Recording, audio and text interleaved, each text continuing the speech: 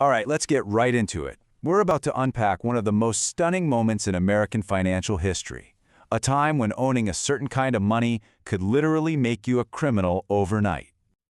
I mean, just think about that for a second. Could the government actually order you to hand over your own personal wealth? It sounds like something straight out of a movie, right?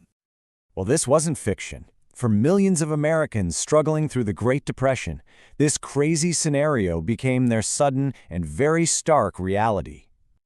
And it all came down to a single piece of paper, an executive order that would forever change the relationship between the American people and their money. That's right.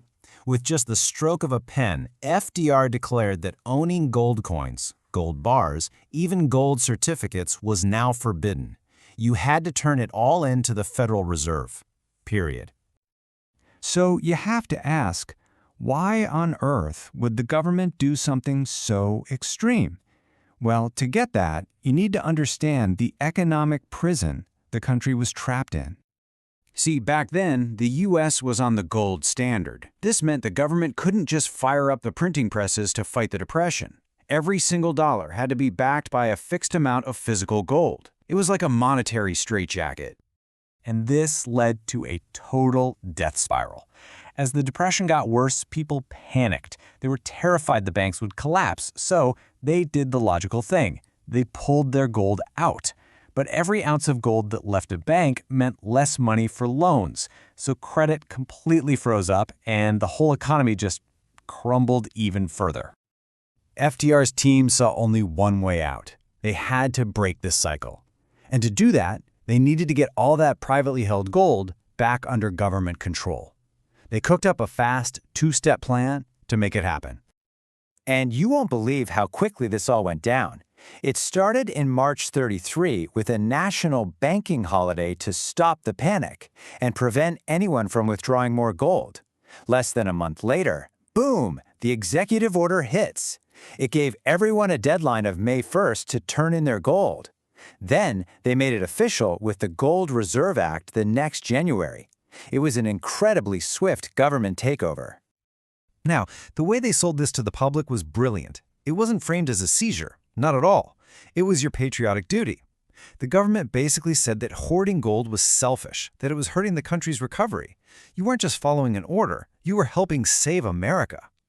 But behind that patriotic message was a very big stick. If you didn't comply, you faced a $10,000 fine.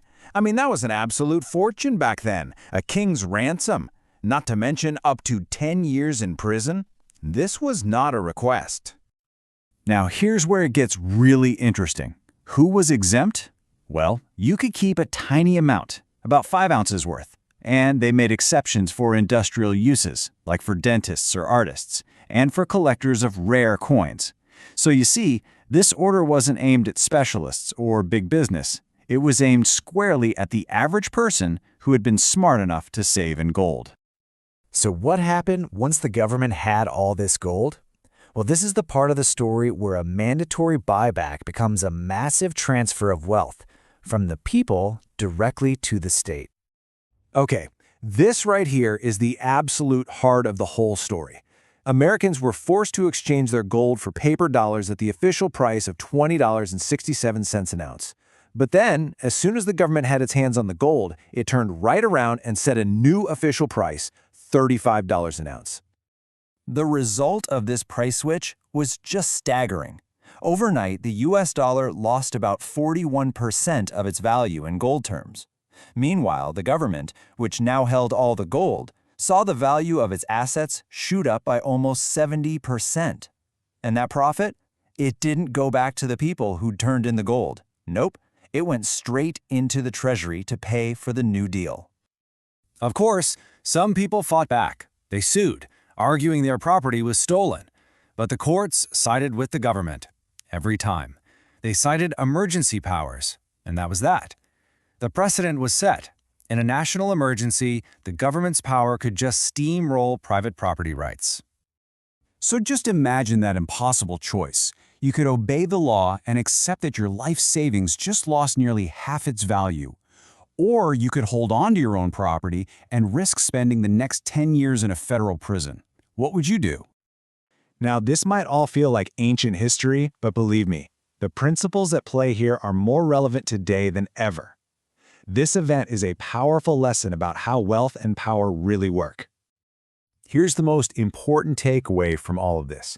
The very definition of private property, something we think is rock solid, can be changed by the government in a heartbeat when a crisis hits. The rules you play by today might not exist tomorrow. And this history is exactly why people now talk about strategies for financial sovereignty. The lesson isn't about hiding your money. It's about building a resilient financial life. It means not having everything in one type of asset, or in one legal structure, or even in one country. It's about making sure no single government order can wipe you out. Which leaves us all with this one final nagging question. The story of 1933 isn't just about gold. It's about a line in the sand that was drawn, and then completely erased. And it forces us to ask, in the next great emergency, where will that line be drawn, and which side of it will you be on?